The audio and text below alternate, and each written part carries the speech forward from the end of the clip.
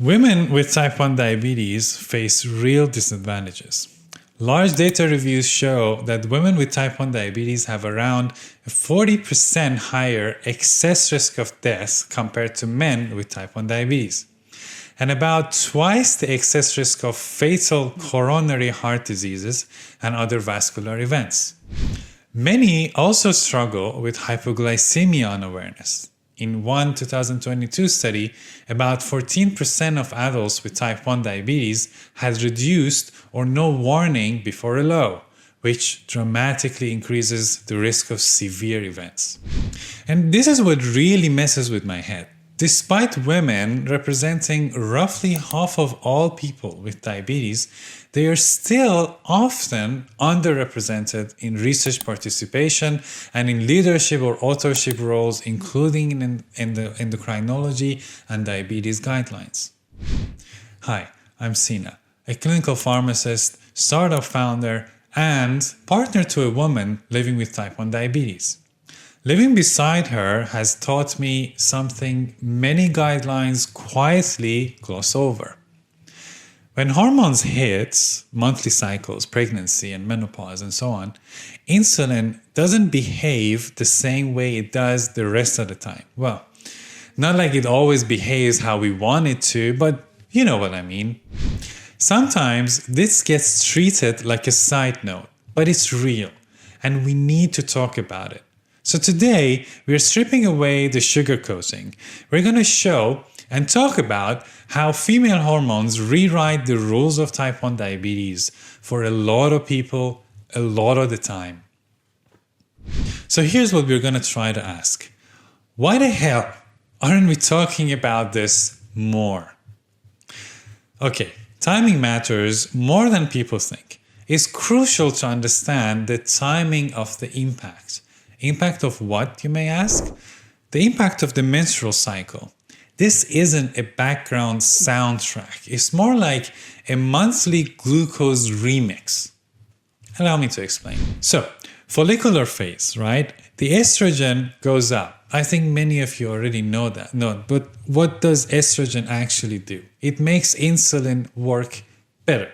So, think of insulin like music playing through a speaker. Estrogen doesn't change the song, it turns up the volume. Same insulin, same food, but suddenly the signal hits harder. That's why basal starts feeling heavy. That's why corrections overshoot. And that's why post-meal drops come faster.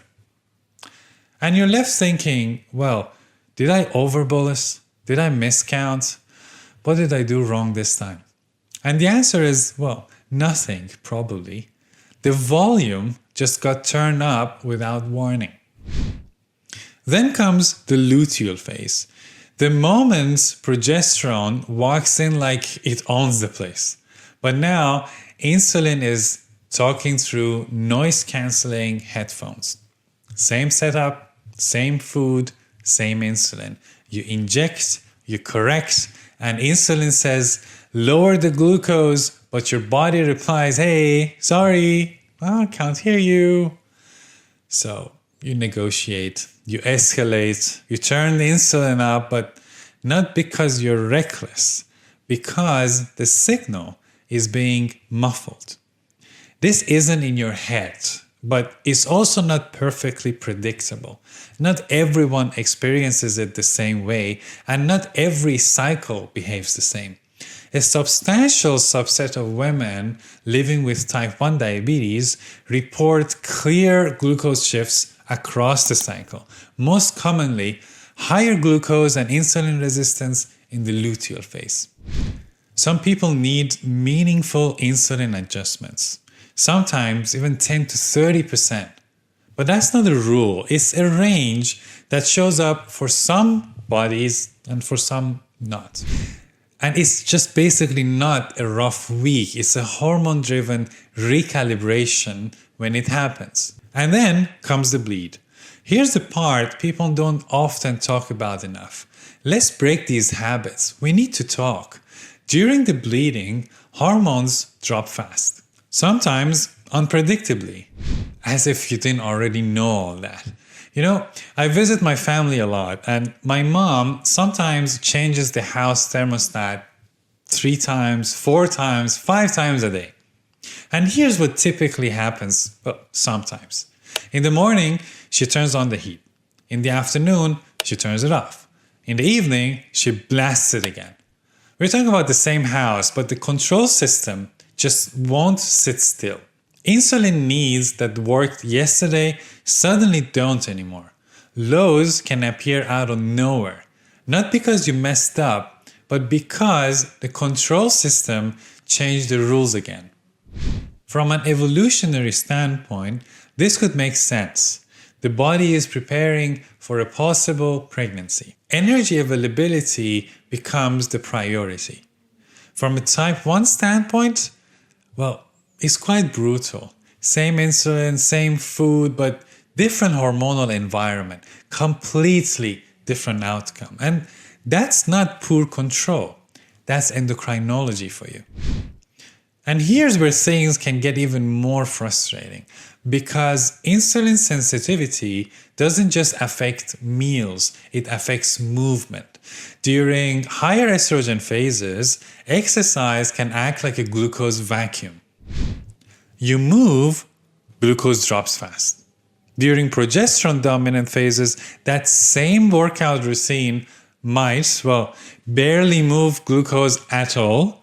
It could possibly spike it, or somehow it could do both. Same workout, different fuel mix. Like trying to light dry wood one week and then damp logs the next week. So when women say some weeks exercise stabilizes me and other weeks it wrecks me, they're not inconsistent. The hormonal context is. Now, to understand why this still isn't handled well, you have to understand how type 1 diabetes education used to work. For decades, the onboarding looked like this. You're diagnosed, you're handed one flyer, and you're told, you know what? You have type 1 diabetes. Now, you have to start injecting insulin multiple times a day. You have to prick your fingers. Good luck!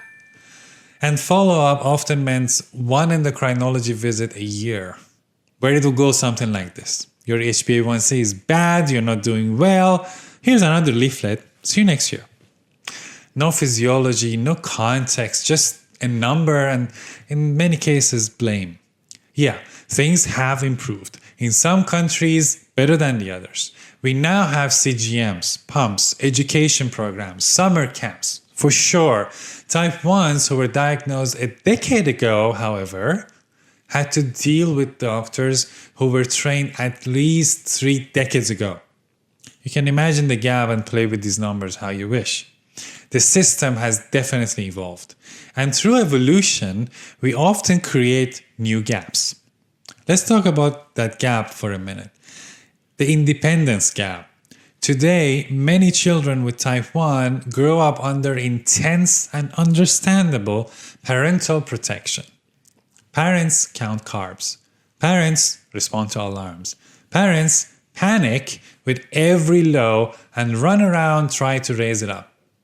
And then, one day, that child grows up. They move out. They go to college. And suddenly, they're expected to manage a very complex endocrine condition, often without having learned why their body behaves the way it does.